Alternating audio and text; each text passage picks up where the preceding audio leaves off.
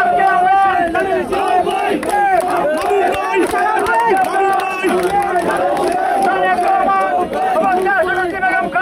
দল করি, আমরা ব্যক্তির দল করি না।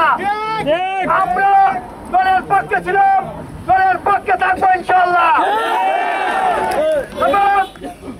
আমাদের চেষ্টা, আমাদের যেই জামালগঞ্জের কৃতি সন্তান হিসাবে আমরা সারা জীবন চেয়ে যাবো মাহবুব সরকারকে।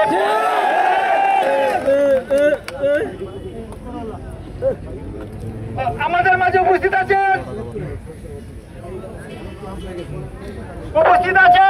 ধরমপাশা উপজেলার যুবদলের যুগ্ম আহ্বায়ক শওকত আলী বাবারীকে আমাদের মাঝে আসার জন্য অনুরোধ করছি।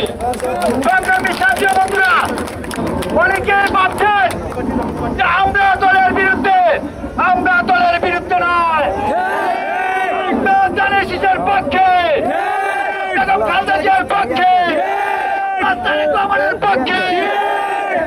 আমাদের কৃতি সন্তান, জামালগঞ্জের কৃতি সন্তান মাহবুব সরকার যদি এমপি না হয়, তারপরে আমরা তার কাছে আছি, পাশেই থাকতে চাই এবং ধানের শীষের পক্ষে কাজ করতে চাই।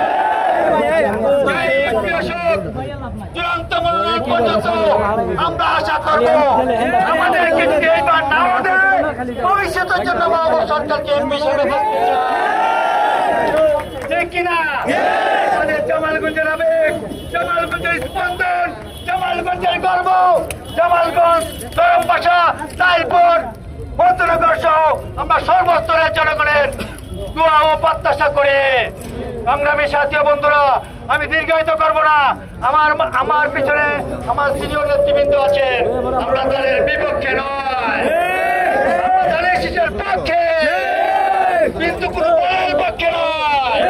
জামালগঞ্জ উপজেলা বিএনপির পক্ষে, জামালগঞ্জ উপজেলা বিএনপিকে পাশ কাটিয়ে কেউ নির্বাচন করবেন তা মেনে নেব না।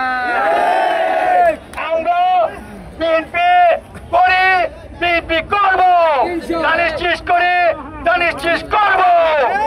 তো কমিটির বাইরে চেন অফ কমান্ড যেভাবে দিয়েছেন, এই কমিটি জামালগঞ্জ উপজেলা আহ্বায়ক কমিটির ভিতরে করতে হবে।